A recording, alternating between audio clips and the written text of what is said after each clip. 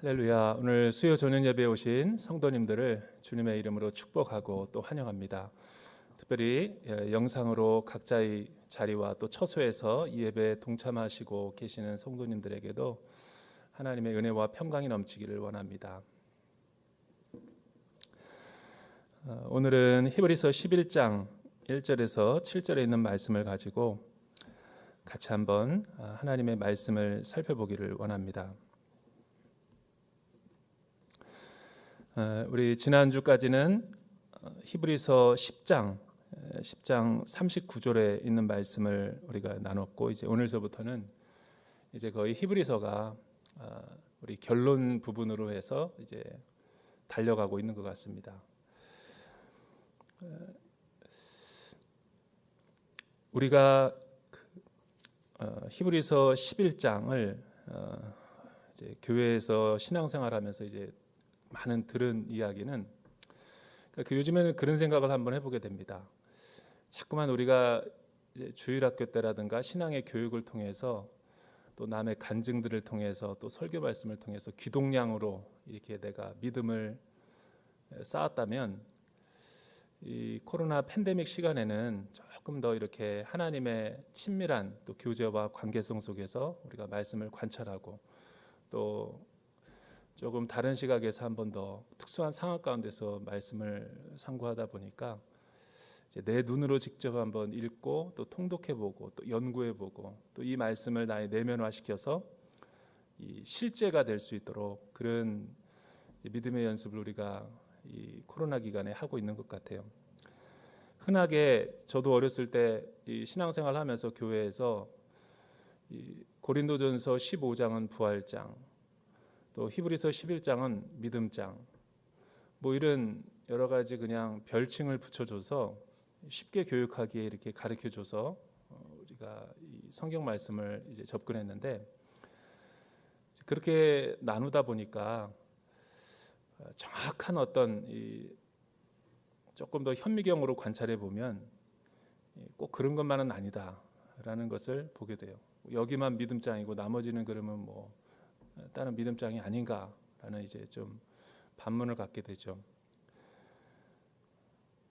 엄밀한 의미에서 제가 볼 때는 이제 히브리서를 강의하다 보니까 많이 이제 조금 참고하고 연구해 보다 보니까 나 나름대로 내리는 결론은 이 히브리서 11장은 믿음장이라기보다는 사실은 믿음의 본질과 믿음의 정체성을 나타내주는 성경에 더 많은 구절들이 있어요. 근데 히브리서 11장은 믿음의 영웅들, 또 믿음의 삶을 살아냈던 그 믿음의 조상들이라고 말하는 게 더 좋고, 조금 더 쉽게 말하면 엄밀한 의미에서 믿음의 정의를 내려주는 본문이라기보다는 이 믿음의 결과를 보여주는 그런 증거나 사례가 아닐까라는 생각을 한번 해보게 돼요. 마음 같아서는 여기에 나오는 한 25명의 인물 강해를 해볼까라는 것도 한번 2주 전부터 많이 고민이 됐어요. 그렇게 되면 이제 이거는 내년 가야 히브리서가 끝나요. 그렇게 되면 이제 또 곤란하기 때문에 그냥 주어진 본문에 따라서 그냥 러프하게 대충 이렇게 조금 비약하면서 이렇게 살펴볼 수밖에 없는 구절인데, 실제로 제 마음에는 그런 욕심이 있습니다. 히브리서가 끝나고 이제 믿음의 영웅들을 한번 쭉 우리가 한번 살펴보면 어떨까. 구약의 인물과 신약의 인물들. 믿음이라는 것은 우리가 오남용되고 잘못 사용이 되었던 언어 가운데 가장 많은 단어가 1위는 제가 평가할 때 은혜. 우리 교회에서 잘못 쓰이고 있는 단어가 은혜 받았다. 두 번째는 믿음. 근데 알고 보면 신앙의 요체가 되는 말씀들이 다 교회에서 정확하게 쓰여지지가 않아요. 그러니까 교회가 신앙생활이 혼란스러운 거예요. 제가 신앙생활하면서 제일 많이 듣는 단어가 은혜 받았습니다. 그래요. 은혜 받았대요. 은혜 받은 거는 참 좋은 말이죠. 말씀 사경이라든가 또 성경 공부라든가 새벽기도 말씀을 큐티를 통해서.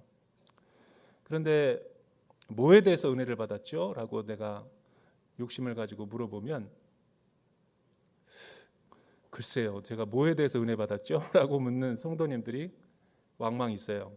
그리고 또 실제 그 삶을 보면 그 은혜 받은 대로 살지 않아요.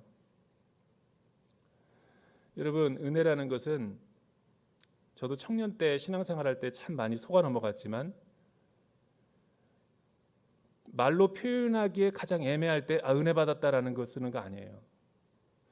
은혜를 받으면 우리가 생각하기에 어떤 엑스터시, 황홀경 가운데 빠져가지고 구름을 타고 다니는 것 같지만 사실은 성경을 묵상하다 보면 은혜를 받으면 기도하다 은혜를 받든지 말씀을 묵상하다 은혜를 받든지 성령님의 레마의 음성으로 은혜를 주든지 하면 모호해지는 게 아니라 선명해집니다. 내 인생의 길이.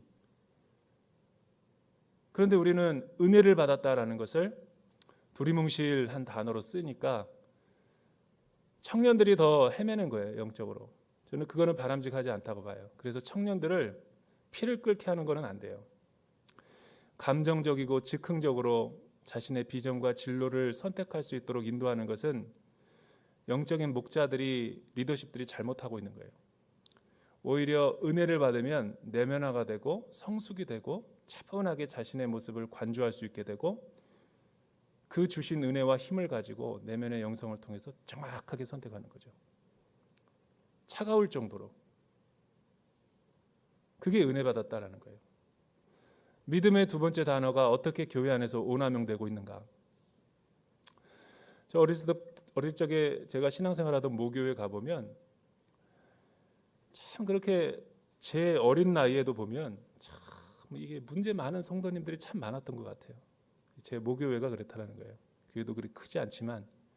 그런데 신앙생활 하시는 분들이 제가 뭐에 시험을 받았냐면 맨날 그냥 기도하고 방언하고 성령 받았다 그래가지고 은혜를 받았대. 그런데 교회 예배 시간 이외나 또 예배가 끝난 뒤에 삶을 보면 은혜 받았다라는 것처럼 성령 충만함을 받았기는커녕 분열과 다툼과 싸움과 혈기와 시기와 질투와 미움이 얼마나 가득한 건지 몰라요. 제가 어렸을 때 그렇게 분열하는 교회를 지켜보면서 제가 자랐기 때문에 그거를 아는 거예요. 나중에 교육자가 되고 신학교에서 공부를 해보니까 이건 뭔가 믿음에 대한 심각한 오남용과 잘못된 이해가 있구나. 그래서 저 나름대로 목표의식을 갖고 이 믿음의 주제를 가지고 좀 연구를 해봤어요. 나에 대한 신앙도 한번 점검해보고, 그런데 왜 신앙의 생활에서 자꾸만 실족하고 넘어지고 시험에 드는가 봤더니 성경에서 말하는 믿음이라는 것은 그렇게 쓰이는 것이 아닌데 우리는 신앙생활 하다 보면 주로 내가 하나님을 믿는다라는 단어로 이 믿음이라는 동사와 명사를 사용할 때가 참 많아요. 그런데 여러분, 믿음의 주체가 하나님이 아니라 나가 될 경우에는 얼마나 큰 위험에 빠지게 되는가 제가 예를 들어 드릴게요. 주일날 교회 와서 예배를 드리는데 교회 오기 전에 이 아이 씻겨서 데리고 나가는 문제로 또 유모차 끌고 오는 그런 문제로 여러 가지 신경전과 이렇게 피곤한 몸에 서로 부부가 다퉈가지고 싸웠어요. 그러니까 막 가네 안 가네 하면서 습관적으로 관습적으로는 가야 되니까 억지로는 왔는데 남편은 1층으로 오고 아내는 2층으로 가고 따로따로 예배를 드리고 서로 만나지도 않고 남편은 택시 타고 가고 아내는 유모차에다가 애 싣고 교회를 가요. 이게 과연 하나님이 받으시는 예배인가 라는 생각을 한번 해보고 내가 또 어떤 사람들은 어떤 회사에서 좋지 못한 여러 가지 업무적인 일로 인해서 어떤 소식을 듣고 큰 마음의 충격으로 예배당에 왔는데 목사님 말씀이 예배 들리기는커녕 자꾸만 이 회사에 대한 여러 가지 처리해야 될 문제가 막 자신의 생각과 마음을 다 지배하고 있고 이런 걱정과 염려 때문에 예배를 집중할 수가 없는 거예요. 근데 잘 보세요. 예배란 누구를 위해서 존재하는 예배인가? 내 기분과 감정, 느낌에 따라서 내 마음이 혼란하면 그 예배는 영광스럽게 안 드려지는 것인가? 다 잘못된 거예요. 교회 시험과 문제도 왜 일어나냐면 내가 봉사하고 내가 섬긴다라는 믿음으로 각도로 접근하니까 사람이 나를 인정 안 해주면 어려운 거고, 아무도 보는 이 없을 때, 그러니까 사람들의 눈치를 보면서 신앙생활 하다 보니까 율법적이고 위선적일 수밖에 없고, 이렇게 하나님 앞에서 하기보다는 자꾸만 이 율법주의적인 행동과 의로운 어떤 무엇을 얻기 위해서 내가 마치 하나님 앞에 헌금하고 내가 마치 시간을 내어서 하나님의 일을 하는 거고 내가 하나님을 믿어주는 것처럼 착각을 하는 거죠. 이런 신앙은 상당히 위험합니다. 예수님도 이런 신앙을 경계하고 이 믿음이 없다라고 예수님께서 말씀해 주셨죠. 우리 오늘날 신앙생활도 마찬가지예요. 여러분, 믿음이라는 것은 나로부터 말미암는 것이 아니에요. 믿음의 의미는 뭐냐면 언약의 관점에서 하나님이 통치하시는 나라를 내가 받아들이는 거예요. 그거를 우리는 하나님의 나라라고 그러죠. 하나님의 나라의 왕은 누구냐면 임금이신 주님이시죠. 믿음의 첫 입문을 우리가 했을 때가 언제냐면 예수님의 그 첫사랑, 나를 사랑하는 어떤 초월적인 존재가 있는데 그분이 나에게 찾아오셔서 내 삶의 주인이 되기를 원한다. 내 마음의 문 밖에서 두드리고 있으니까 내가 마음의 빗장을 열고 그분을 왕으로 모시라는 거죠. 그러니까 왕으로 내 삶의 주인이 됐다라는 것을 주님이 통치하신다. 하나님이 다스리신다. 하나님의 나라는 하나님이 주인이 되는 거니까 그런 말을 쓰는 거죠. 그러니까 믿음이라는 것은 언제 이게 체결되는 거냐면 주권이 교체가 되고 나로에서 하나님에게로, 또 주권이 이양되고 그 하나님이 내 삶에 온전히 주인이 되시고 다스리실 때 또 내가 그분의 종으로서 그분이 먼저 내 삶에 오셔서 사랑을 베풀어 주시고 신실한 나에게 은혜와 자비를 베풀어 주셨을 때 고마움과 감사함으로 내가 그 사랑 안에 머물면서 그 관계 아래서 많은 영적인 축복을 누리는 게 믿음인 거죠. 신실한 하나님의 사랑에 내가 반응하는 게 나의 믿음이라는 거예요.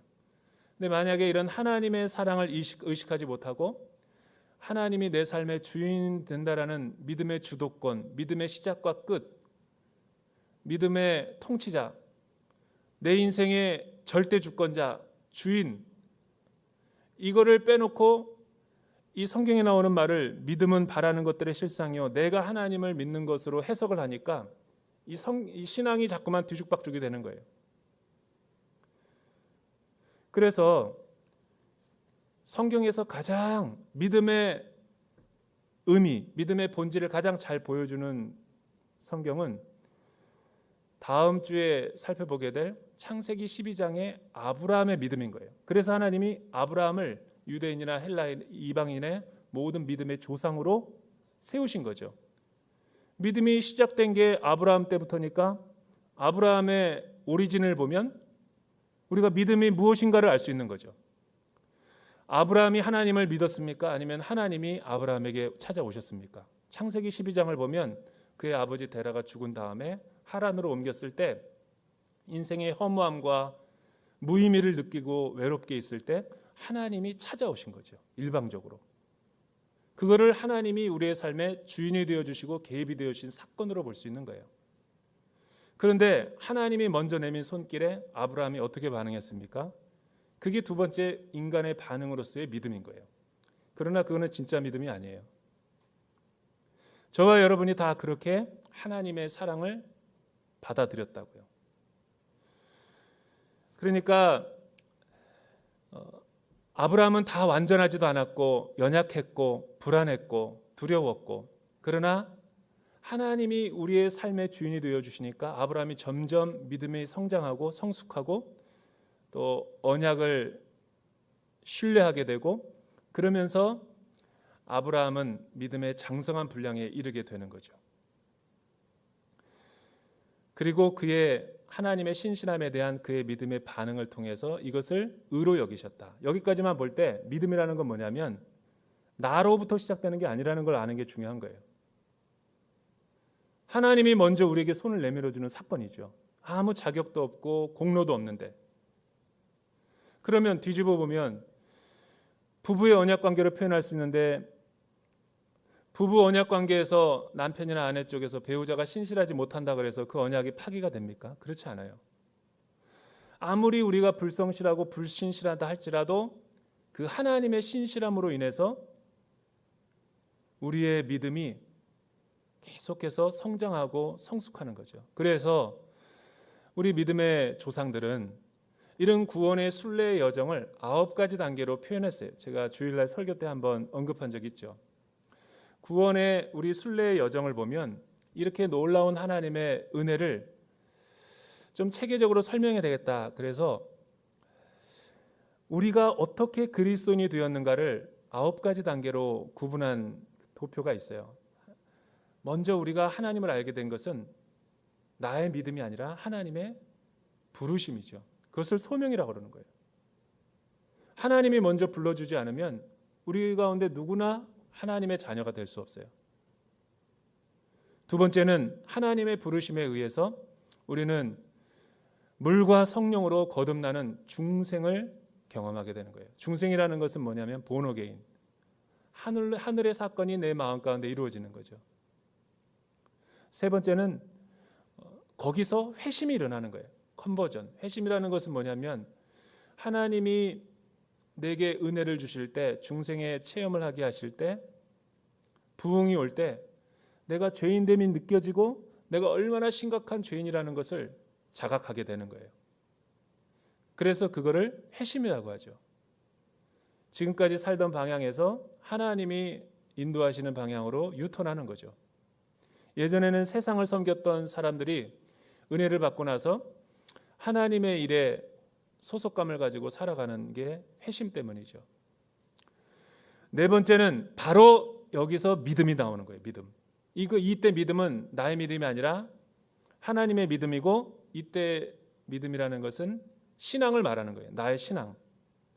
그러니까 하나님이 이렇게 소명으로 믿음의 선물을 먼저 주셨기 때문에 네 번째 단계에서 내가 반응하는 차원에서 신앙을 갖게 되는 거죠. 왜냐하면 상대방이 계속 나를 사랑한다고 그러고 고백한다고 그러고 손 내미는데 내가 아무런 반응을 안 하는 것은 무례한 거죠. 그래서 내가 하나님의 사랑에 반응하는 것을 나의 믿음이다. 다섯 번째는 칭의죠. 그러니까 믿음이라는 것은, 나의 믿음은 결국 구원의 수단밖에 되는 것이 않는 거예요. 내가 믿어가지고 하나님을 구원을 받는다라는 게 아니에요. 하나님의 이 앞에 영적인 단계가 많이 있는 거죠. 내 믿음의 반응을 하나님께서 귀하게 여기셔서 의롭다 여겨주는 거예요. 자격이 없고 공로가 없지만. 두 번째 단계는 성화죠. 성화. 계속해서 부족하고 연약하지만 하나님께서 나를 구원의 날까지 점이 없고 흠이 없도록 훈련시키셔서 거룩함에 이르게 하는 거죠. 일곱 번째는 입양이에요. 입양. 그래서 하나님이 나를 하나님의 백성으로 삼아주시고 성령 안에서 나를 훈련시켜 주는 거죠. 여덟 번째는 그 유명한 성도의 견인이죠. 성도의 견인이라는 것은 우리가 순례의 길을 걸어갈 때 좌로나 우로나 치우치고 수많은 시험과 유혹과 세상의 현란한 것들이 얼마나 유혹이 많아요. 직장 생활에서나 사회에서. 그러면 그때 흔들릴 거 아니에요. 내 마음이. 하나님을 향한 믿음이 흔들린다고요. 그래서 그 수많은 유혹과 또 이 유혹 가운데 넘어질 때도 있고 쓰러질 때도 있어요.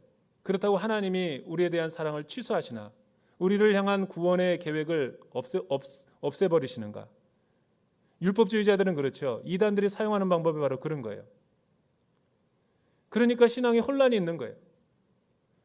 그러나 성도의 견인은 뭐냐면, 우리가 넘어지고 쓰러지고 때때로 좌절하고 절망하지만 하나님의 변치 않는 그 사랑으로 인해서 우리를 마지막 날까지 하나님께서 지키시고 붙들어 주신다는 신실한 하나님의 헤세드의 사랑인 거예요.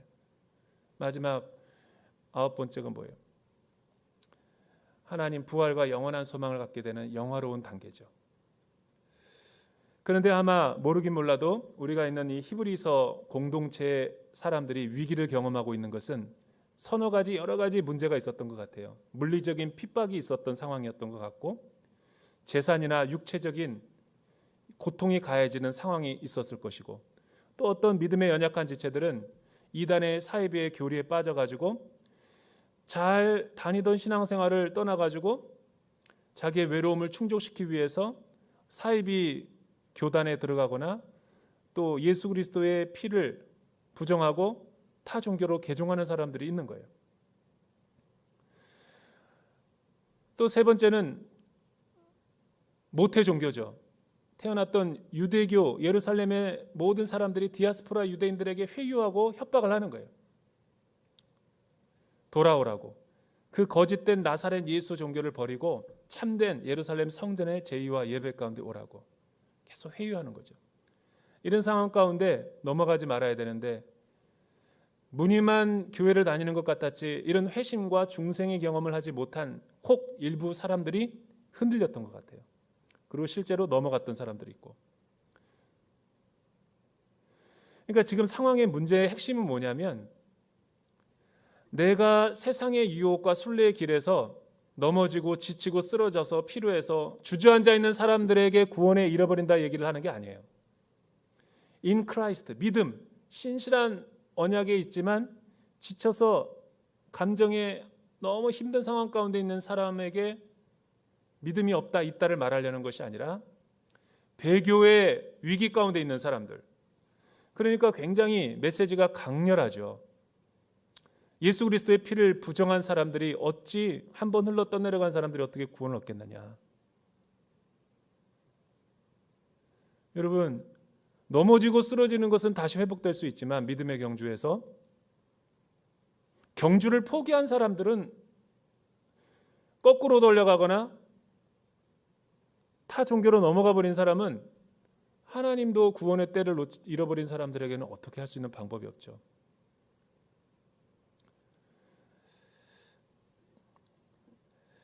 그래서 오늘 성경이 우리에게 이야기하는 것은 믿음의 선진들을 소개하는 거예요. 10장 39절에서 하박국의 말씀을 또 인용하죠. 오직 믿음은 의인은 믿음으로 말미암아 살리라. 그때 믿음은 나의 믿음이 아닌 거예요. 하나님의 신실함에 내가 반응하는 나의 믿음인 거지. 그런데 11장에 오니까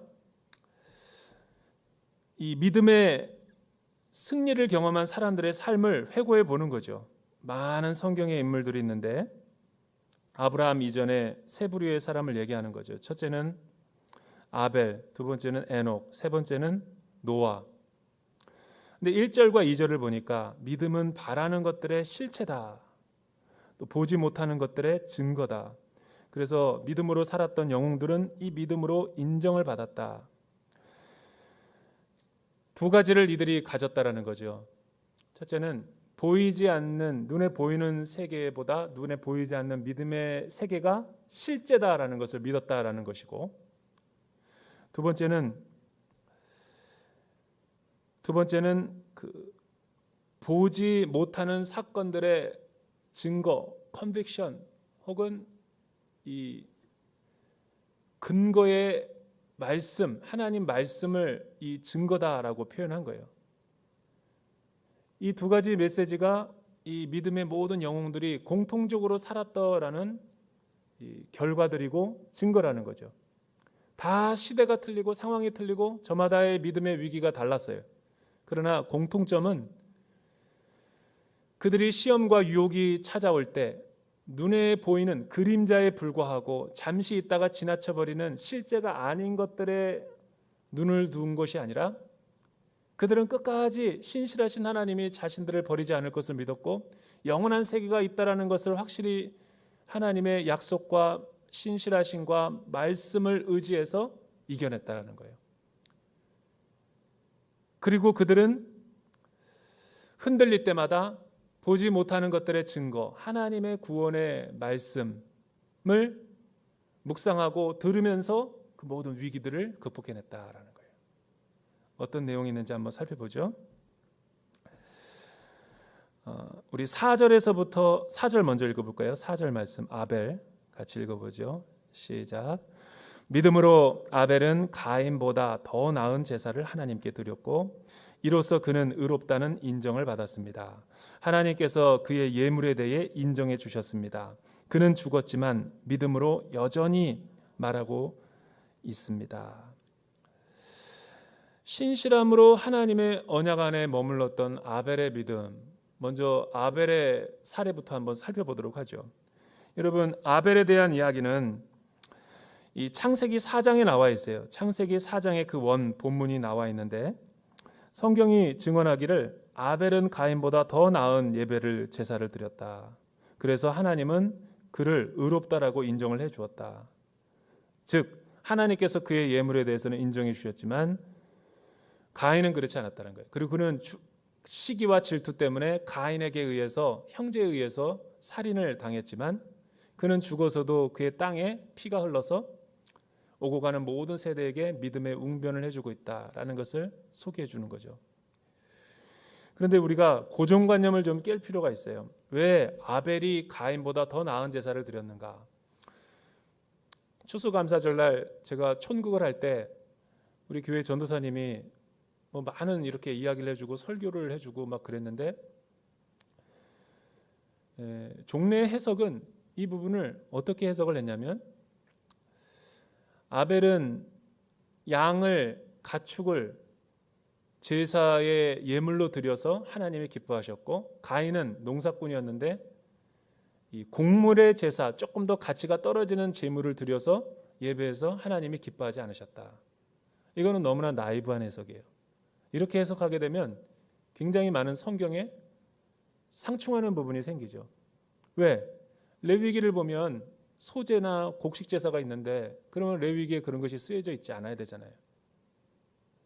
또 너무 선입견이 강해서 아담이 죄를 졌을 때 아벨의 아버지였던 아담이 죄에 무너졌을 때 그 하와에게 하나님께서 무화과 나뭇잎의 수치를 보게 되니까 가죽옷을 입혀주셨다. 그 가죽옷을 입히기 위해서는 양을 잡든지 짐승을 잡아야 된다고요. 그리고 그때 피가 필요하다고요. 이 속죄의 은혜를 주시기 위해서 하나님이 친히 제사를 드려서 우리 인간들을 보호해줬고 허물을 덮어줬고 그 가죽의 옷으로 은혜의 옷을 입혀준 거다. 이렇게 알레고리컬하게 해석을 해버리니까 이 아벨에 대한 이 문장을 해석할 때도 그냥 물어보고 따져보지도 않고 바로 가축, 짐승의 제사가 조금 더 가치가 있으니까 그를 받았고 가인은 싫어했다. 이렇게 해석하면 안 되는 거예요. 성경이 성경을 해석하도록 해야죠. 여러분, 이 창세기 4장 4절과 7절에 나오는 말씀을 가만히 보면 예수님도 이 가인과 아벨의 비유를 마태복음 23장에서 이야기하고 있고 또 요한일서 3장 12절과 또 유다서 1장 11절에도 보면 똑같이 인용을 하고 있어요. 그런데 다른 구절들을 보면 이 구약의 문장이 해석이 되는 거죠. 뭐냐면 하나님께서 재물 때문에 아벨은 받으시고 가인은 받지 않으셨다라는 말씀이 아닌 거예요. 요한일서 3장 12절에 보면 그 가인은 생각하는 것 자체가 악했다라는 거예요. 그러니까 내면의 동기와 성품 자체가 악한 인물인 거예요. 유다서도 마찬가지고. 그러니까 사실은 이 말을 종합해서 우리가 해석을 해보면 이런 거죠. 성경은 압축해서 이 말씀을 짧은 문장에다가 기입을 했기 때문에 그렇게 표현하지만 예배 드리는 방식이 뭔가가 잘못되어 있었던 거예요. 평소에 삶의 예배자로서. 가인은 늘 하나님 앞에 불순종했고 하나님의 말씀을 업신여겼고 하나님의 경고도 무시했고 하나님의 뜻대로 예배를 드리는 것이 아니라 자의적으로 자기가 드리고 싶은 마음과 느낌과 감정대로. 그러니까 말씀의 권위가 없는 거죠. 아벨은 곡식을 그가 드렸던 양을 드렸던 아벨은 늘 신실한 예배자였어요. 그래서 그는 양의 가축을 드릴 때도 가장 영적이고 은혜롭고 하나님이 기뻐하실 만한 제물을 드린 거예요. 그거를 통해서 보니까 아벨이 더 나은 제물을 드렸다. 그걸 어떻게 알 수 있냐면 첫 소산을 그가 드렸다. 첫이라는 건 뭐예요? 우선순위고 영적인 하나님 앞에 더 많은 관심을 이야기하는 거예요. 이 세상의 일과 하나님의 일이 있을 때 그는 늘 하나님 우선주의로 살았다라는 것을, 구별된 자라는 것을 의미해 주는 거죠. 가인은 그러지 않았다는 거예요. 늘 그의 마음과 생각에는 악한 동기와 악한 마음과 인본주의적인 생각과 그런 것들로 늘 가득 차 있는데, 그가 하물며 하나님 앞에 예배드리러 나올 때 올바른 예물을 드렸겠어요? 이거는 재물 문제가 아니라 관계성의 문제인 거예요.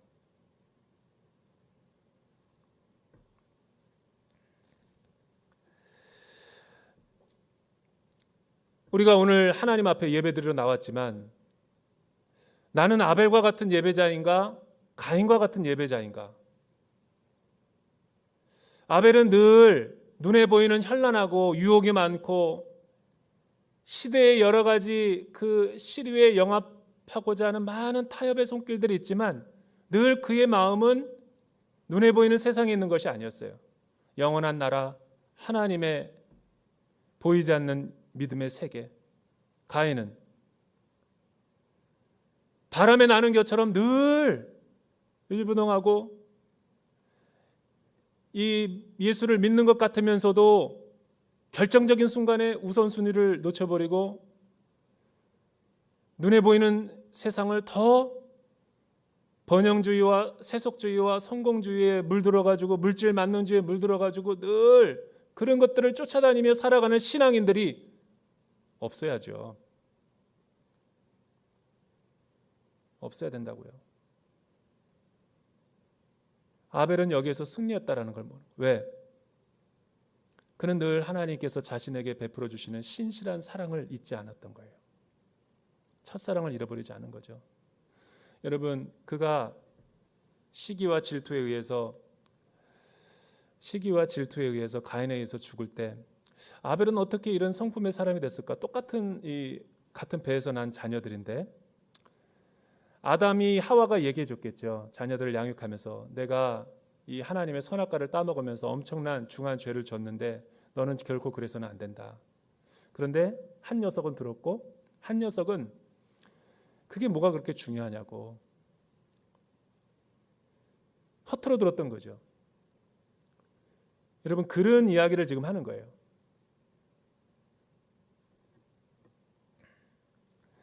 히브리 공동체 사람들이 왜 신앙의 위기 가운데 빠졌겠어요? 정말 물리적인 박해 때문에 그럴까? 그렇지 않아요. 그들의 내면에 영원한 하나님의 나라에 대한 소망보다 이 세상에 너무나 많은 집착이 있었던 거예요. 소유와 물질과 내 직장과 내 생업과. 이러니까 순례자의 영성이 아니라 나그네의 영성이 아니라 이 땅에 정착할 천년만년 살 것처럼 이 땅의 모든 유업을 잃어버리지 않으려고 하니까 하나님의 나라가 실종돼 버리는 거예요. 예수 믿는 사람들이 유혹이 많은 이 시대 가운데 여기에 다 걸려 넘어지는 거죠. 두 번째는 신실함으로 하나님의 언약 안에 머물렀던 에녹의 믿음을 한번 보죠. 5절 말씀 같이 한번 큰 소리로 읽어볼까요? 5절 말씀 시작. 믿음으로 에녹은 죽음을 보지 않고 들림을 받았습니다. 하나님께서 그를 데려가셨기 때문에 그는 더 이상 보이지 않았습니다. 들려가기 전에 그는 하나님을 기쁘시게 하는 사람이라는 인정을 받았습니다. 우리 6절도 한번 읽어보죠. 6절도 같이 있네요. 시작. 믿음이 없이는 하나님을 기쁘시게 할 수 없습니다. 그러므로 하나님께 나아가는 사람은 하나님이 계신 것과 하나님은 그분을 간절히 찾는 사람들에게 상 주시는 분이심을 믿어야 합니다. 두 번째로 히브리서 기자는 에녹의 믿음에 대해서 설명하고 있어요.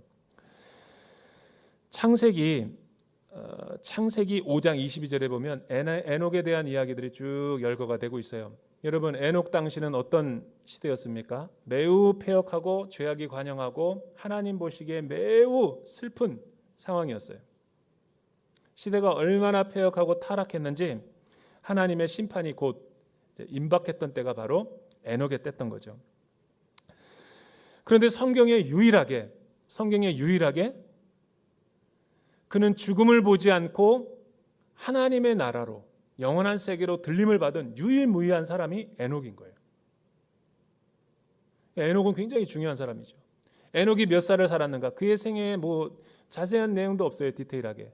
그냥 365세를 살았더라. 그리고 그가 아들을 낳았는데 이름이 무드셀라. 이 무드셀라는 진짜 장수했어요.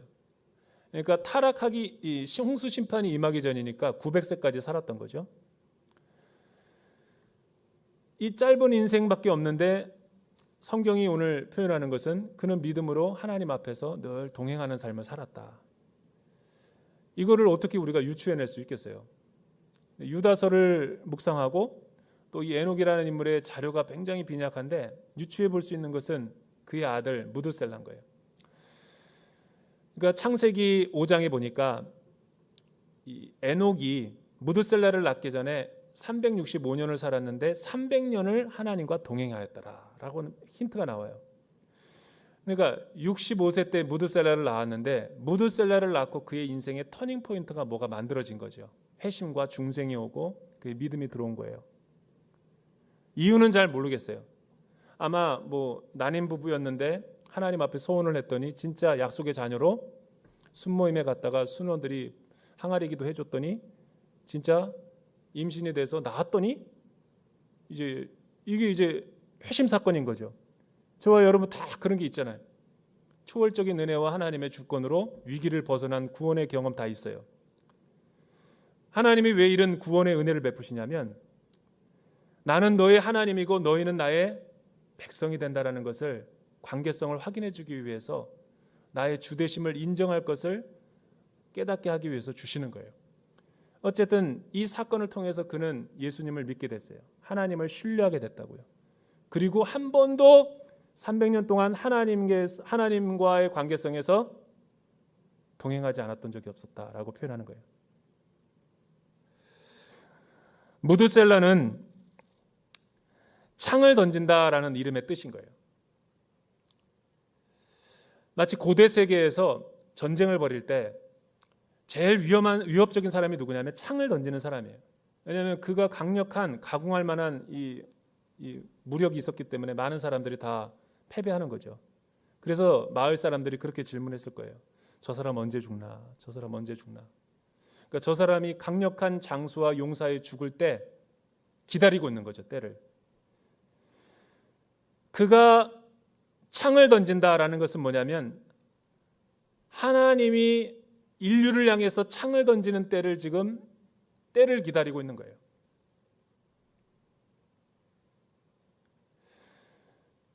그래서 사람들은 무드셀라가 죽게 되면 하나님의 심판이 임한다라는 것을 알게 됐고 또 그 당시에 죄의 관영함과 패역함이 하나님이 기뻐하지 않는다라는 것을 알고 무드셀라로 이름을 그가 동행하면서 지었겠죠.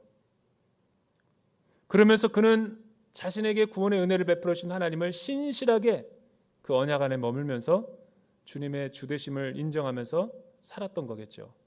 그랬더니 하나님이 죽음을 보지 않게 하고 그를 영원한 세계로 옮기셨다. 예수 믿는 사람이 종국에 우리가 이렇게 영원한 들림을 받을 것이라는 것을 아주 상징적으로 보여주는 사건이죠. 예수 믿는 사람이 왜 두려워해요? 여러분, 신실한 사람들은 그냥 넘어지고 쓰러지고 우리가 늘 부족하고 또 때묻고 그럴 수는 있어요. 그러나 하나님을 버리고 다른 신으로 가지는 않는다고요. 그런 믿음이 있는 사람들은 하나님이 다 에녹과 같은 영원한 생명을 우리에게 주시겠다고 예수 그리스도를 통해서 약속하신 거죠. 이 신실한 믿음이죠. 신실한 믿음이에요. 세 번째는 신실함으로 하나님의 언약 안에 살았던 노아의 믿음인 거죠. 우리 마지막 한번 이 7절 같이 한번 읽어볼까요? 7절 말씀 시작. 믿음으로 노아는 아직 보지 못하는 일들에 대해 경고를 받고 자기 집안의 구원을 위해 경외함으로 방주를 지었으며 이로 인해 그는 세상을 단죄했습니다. 또한 그는 믿음으로 인해 의의 상속자가 되었습니다. 여러분들은 어떤 믿음의 사건과 계시의 사건을 통해서 주님을 영접하게 됐어요? 다 사람들이 그렇게 하나님을 만나는 이 믿음의 사건과 채널이 다 틀려요. 이 무드셀라를 나음으로 해서 회심을 한 에녹과 같은 삶이 있고, 노아도 사실은 굉장히 혼란한 시대 가운데 살았던 인물이죠. 에녹과 별반 다르지 않아요. 그런데 창세기 7장에서 에녹을 부르실 때 하나님이 더 이상 내가 이 세상의 죄악을 참지 못하고 홍수로 심판하시기로 작정을 하죠. 그리고 먼저 노아를 선택하고 불러서 그에게 이렇게 말하는 거예요. 장차 홍수와 큰 비를 내려 이 지면을 다 쓸어버릴 텐데 너는 커다란 배, 믿음의 공동체인 방주를 지어라. 그리고 그 안으로 내 가족들과 함께 들어가라.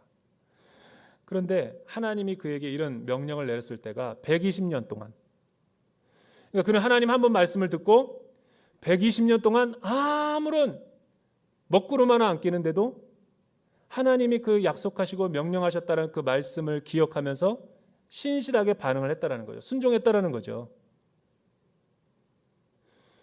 믿음이 뭐예요? 내 감정은 대로 하나님을 믿고 싶은 대로 믿는 게 믿음의 표지인가요? 그런 게 아니에요. 믿음에는 반드시 근거가 있고 대상이 있고 내용이 있어요.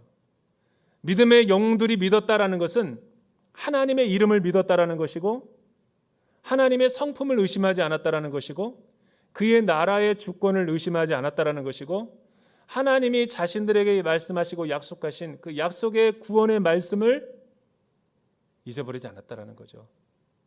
그렇지 않고서야 어떻게 120년을 아무런 증거도 없고 아무런 표지도 없는데 한 방향으로 갈 수가 있겠냐라는 거예요. 코로나 팬데믹이 오니까 얼마나 우리의 영혼의 민낯과 신앙의 주소들이 다 드러났어요.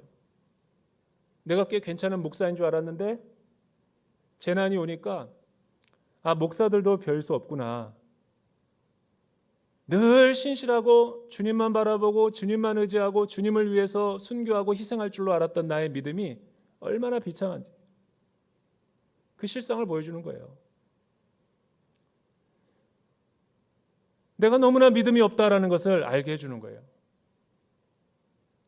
내가 하나님의 말씀을 다 까먹고 있었다라는 거예요.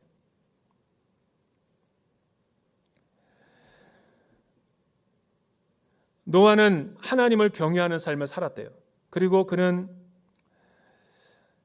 하나님의 약속을 신뢰하면서 방주를 지었어요.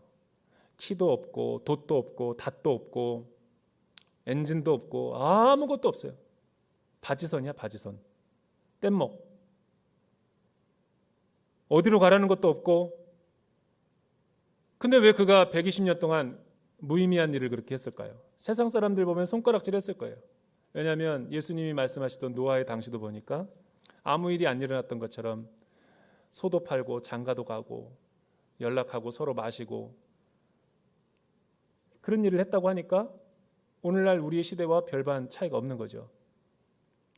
노아는 뭐가 달랐다는 거예요? 믿음이 있다는 건 뭐예요? 하나님의 말씀을 잃어버리지 않는다는 거예요. 아무리 세상 사람들이 조롱하고 세상 사람들이 나를 무시하고 업신여겨도 하나님께 그 받은 그 은혜와 사랑, 그걸 잊어버리지 않고 기억해낸다는 거죠. 그 신실한 사랑에 대한 나의 믿음의 의지가 나를 구원한다는 거죠.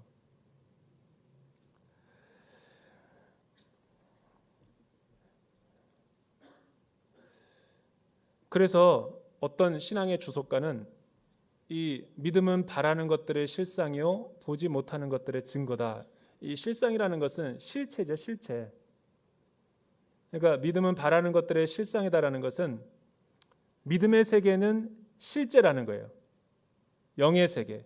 그리고 눈에 보이는 세계는 가짜고.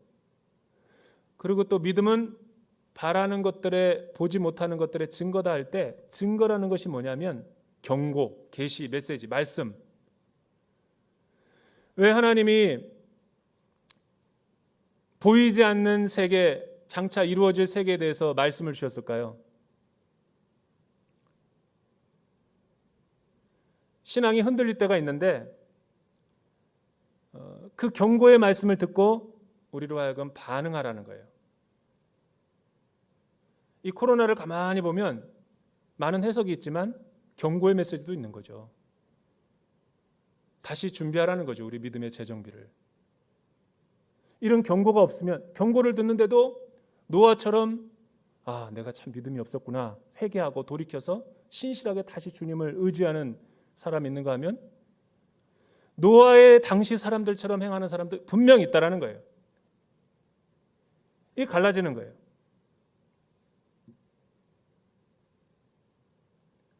여러분, 하나님이 신실하신 사랑을 우리에게 베푸시고 깨닫게 해주시고 알게 될 때 내가 얼마나 연약하고 능력이 없고 부족한 사람이라는 것을 깨닫고 일어나야 돼요. 그래서 부흥이라는 건 뭐냐면 부흥이 올 때마다 항상 제일 먼저 임하는 사인이 있는데 거룩한 하나님 앞에 섰을 때 내가 얼마나 부족하고 내 힘으로는 구원이 불가능하고 하나님이 은혜와 사랑을 베풀지 않으면 나는 설 수가 없다라는 인식에서 이 구원의 시작이 되는 거예요. 제가 이 말씀을 묵상하다가 두 형제 자매가 생각이 났어요. 한 형제는 이제 북한 탈북민 사역할 때 김진일이라고 하는 형제가 있었는데 나이도 나보다 많고 그건 노총각이 아니라 왕총각이죠. 그 완전히 이제 그 뭐라고 그래 표현해야 되네. 그 되게 그냥 일반 사람들이 보면 정상적이지 않은 사람. 왜냐하면 아니 50이 넘었는데 배송 일하고 있고 직업도 없고 그리고 그냥 그날 벌어서 그날 먹고 있고 근데 멀쩡하고 멀쩡 일방대학 나오고 또 가정도 버젓이 이렇게 좋은 가정에서 있고 그런데 이 형제가 참 제가 그 공동체를 맡았을 때 되게 참 독특했던 게 총무를 맡고 있었는데 늘 북한을 위해서 금식하는 거예요. 그래서 뼈도 앙상하게 말랐어. 그 금태 안경 하나밖에 생각이 안 나요, 머리가. 그리고 말도 느릿하게 하고 아주 유순하게 하는데 그 마음이 너무 어린아이와 같은 거예요. 어느 날 저에게 기도 편지를 줘요. 기도 편지를 주는데 목사님 저를 위해서 좀 기도해 달라고. 왜요? 그랬더니 한 40일 동안 자기가 어디를 다녀온대, 해외를. 어디를 다녀오냐고 그랬더니 처음에는 이제 연변 쪽으로 가가지고 백두산 정상에서 하나님의 나라의 통치를 자기가 거기서 선포하고 올 거래요. 왜냐하면 기도하다가 하나님께서 친밀한 음성으로 자기에게 들려줬대요. 너희는 이 세대를 본받지 말고 그러니까 하나님이 나에게 큐티하다가 들려준 그 말씀을 실천하기 위해서 그렇게 하는 거예요. 그동안 배송해가지고 모아놓은 돈을 갖고 50이 넘은 형제가 결혼은 안 하고 뭐 딱히 내일을 기약할 수도 없는데 근데 다 보니까 그런 사람들만 모여 있는 거예요. 제가 보니까. 근데 또 이 형제가 기타를 메고 간대요. 기타는 왜 가지고 가냐니까 기타는 거기서 찬양하고 선포해야 된대. 20일은 그렇게 하고 또 20일은 이렇게 제주도로 올 거래요. 제주도로 와가지고 이 한라산으로 자기가 올라갈 거래요. 거기서 뭐 할 거냐니까 거기서도 하나님의 주권과 의를 선포할 거래요. 그래서 한라에서 백두까지 이 전쟁의 영, 모든 이 악한 영들을 다 제거하고 이 남한 사회에 있는 모든 음란의 영도 다 떠나가고 그걸 다 선포하고 자기가 올 거래요. 기도 제목을 100가지가 넘게 알려줬대. 그래서 내가 그때 생각했어요. 요즘에도 이런 사람이 있구나. 요즘에도 이런 사람이 있어요. 그리고 다 갔다 오더니 40일 지난 뒤에 진짜 다시 컴백하더라고요. 그리고 CD를 구웠어. 자기가 거기서 행하는 거를 이렇게 영상으로 담아가지고. 누가 이런 사람들에게 돌을 던지겠어요? 마지막 날에 누가 알겠어요?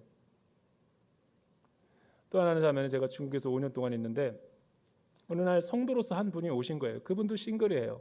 나이는 50이 돼서 보이는 자매인데 이름은 소망자매라고. 아직도 가명이죠, 가명. 근데 이 자매가 수많은 청년들을 데리고 저랑 저희 공동체랑 저희 교회에서 한 5년 동안을 거기 같이 있었죠. 제가 중국에서 나왔는데도 아직도 거기 있었으니까. 그래서 뭐 하냐니까 기도하는 자매인데 굉장히 기도가 깊어요. 이 자매는 결혼을 다 포기하고 그러니까 하나님의 정결한 신부가 되기 위해서 이스라엘부터 열방과 이 세상을 품고 하나님이 가라하는 곳에 가고 믿음으로 가서 믿음으로 선교하고 믿음으로 거기서 기도의 단을 쌓고 오는 거래요. 근데 여기에 왜 왔냐고 그러니까 24시간 자기가 기도하려고 하는데 이 훈련받은 사람들 다 모은 거래요. 모았는데 12명을 좋게 모으더라고요. 아니 선교단체야. 그냥 모이더니 자기들이 파주의 휴전선 부근에서 기도하고 이미 왔고 또 하나님 블라디보스톡 가라 그래가지고 블라디보스톡에도 또 기도했고 이건 난 처음 보는 사람들입니다. 교회 성도로서 왔기 때문에 제가 이제 맞이하느라고 한 게죠. 어느 날 또 집을 초대했어요. 식사를 대접한다고 가보니까 12개 나라의 음식들이 있더라고요. 이스라엘에서부터. 자기는 밥을 먹을 때도 이렇게 먹는데 열방을 품고 각자가 각각에서 파키스탄 갔다가 온 선교사님들은 그 음식을 하고 참 태어나서 이상한 신방을 다 받아봤어요. 국제적인 음식을 먹고 왔던 기억이 아직도 있어요. 근데 그 자매가 어느 날 저보고 좀 신방 좀 와달래요. 그러니까 하나님의 지경을 넓혀서 러시아와 중국과 그 북한의 그 삼합이라고 하는 훈춘이라는 지역이 있는데 거기서 그 나보고 아는 목사님 있으면 소개시켜 달라고 그러고 그 옆에다가 자기가 그 기도의 집을 얻고 거기서 이 기도를 하겠대요. 그래서 제가 아는 목사님 있었어요. 그래서 제가 그들을 봉고차에다 데리고 진베이라는 중국 봉고차에다가 다 싣고 거기 가서 목사님이랑 사모님 소개시켜주고 거기서 이렇게 이사를 시켜줬던 기억이 나요. 그래서 뭐 하냐면 거기서 몇 년 동안 러시아와 중국과 북한을 위해서 일본을 향해서 기도하는 거예요. 믿어지지가 않죠. 제가 경험한 것만 지금 얘기하는 거예요. 세상 사람들이 보기에는 다 미련한 거예요. 인생 낭비하는 것 같고 취직도 못해 결혼도 못해 또 나이든 부모님 뭐 부양도 못해. 그러나 노아를 보니까 노아가 꼭 그랬던 것 같아요. 120년 동안 그러니까 너 방주를 졌는데 방향도 몰라. 키도 없어. 돛도 없어. 그냥 하나님의 약속 하나 붙들고 가는 거예요. 신실하게. 그래서 제가 깨달은 게 있어요. 믿음이라는 게 저런 거구나.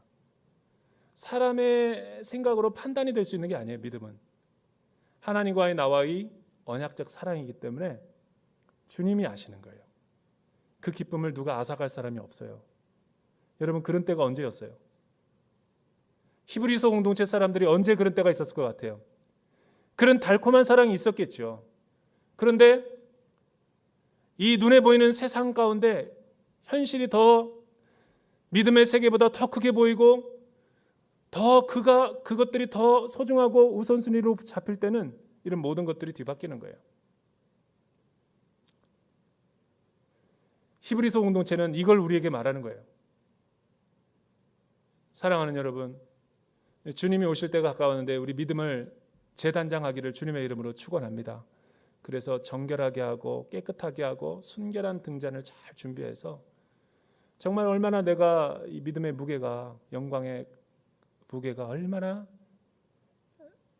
값이 없었는가를 깨닫고 다시 한번 하나님만 의지하고 하나님만 바라보면서 이 어려운 시대를 승리할 수 있게 되기를 주님의 이름으로 축원합니다.